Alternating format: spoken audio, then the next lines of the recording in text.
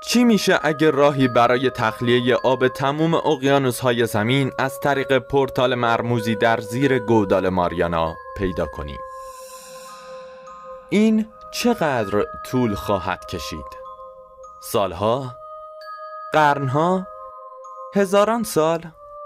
آیا زندگی روی زمین باقی میمونه؟ اگر این تخلیه یهویی اتفاق بیفته چی میشه؟ و اینجا چه میشود اگر تمام اقیانوس‌های جهان را تخلیه کنیم چه اتفاقی میافتد؟ اقیانوس‌ها 70% از سطح زمین رو تشکیل میدن. این دقیقاً یعنی چقدر آب؟ خب اگه بتونید تمام اون آبها رو در استخرای المپیکی بریزید، شما این تعداد از اونها احتیاج دارید. حتی اگه پورتالی به اندازه یک زمین بسکتبال باز کنیم، باز هم هزاران سال طول خواهد کشید تا اقیانوس‌ها رو تخلیه کنیم. اونا بیش از 1 میلیارد کیلومتر مکعب آب دارن.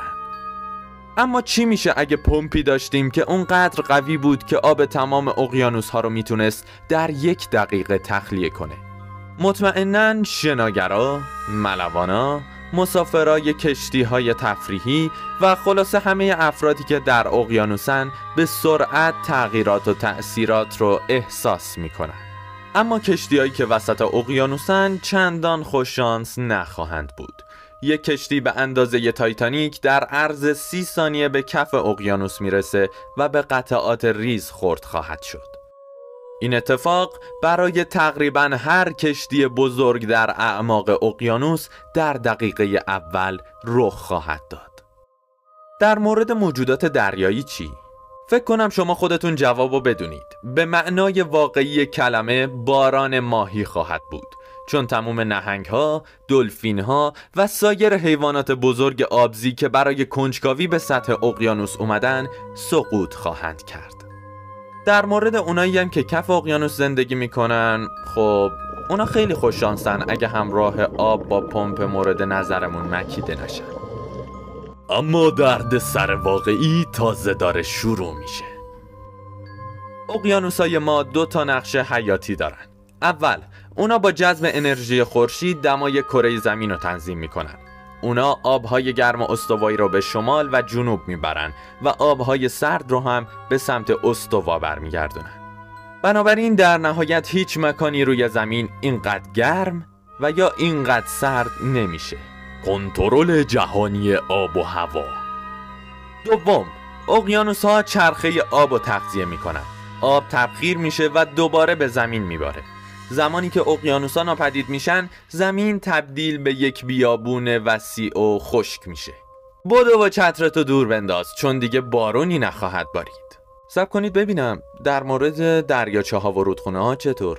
نمیتونیم با اونا کنار بیایم؟ خب بدون اقیانوس‌ها جهان 97% از آب خودشو از دست میده. مقدار آب باقی مونده اصلاً برای حفظ چرخه آب کافی نخواهد بود. آبهای آشامیدنی خیلی سریعتر تبخیر میشن. در عرض چند روز مردم و بیشتر حیوانات از کم آبی خواهند مرد. گیاهان هم فقط چند هفته در این هوای خشک دوام میارن و زنده میمونن. در عرض چند ماه جنگل‌ها به طور گسترده از بین خواهند رفت و در نهایت این گیاهان خشک و مرده شعله ور خواهند شد. در عرض چند سال بیشتر جنگل‌های جهان می‌سوزند. با شروع این آتش سوزی‌های عظیم در سراسر سیاره، اکسیژن کمتر و کمتر خواهد شد. اگر در این زمان انسان‌ها هنوز هم وجود داشتند، هوای غیر قابل تنفس و دمای سوزان ما را برای همیشه از بین می‌برد. در نهایت زمین مثل سیاره زهره خواهد شد. پخته شده. پس چرا تا میتونید و وقت دارید چند روز مرخصی نگیرید و از یه تعطیلات کوچیک کنار دریا لذت نبرید؟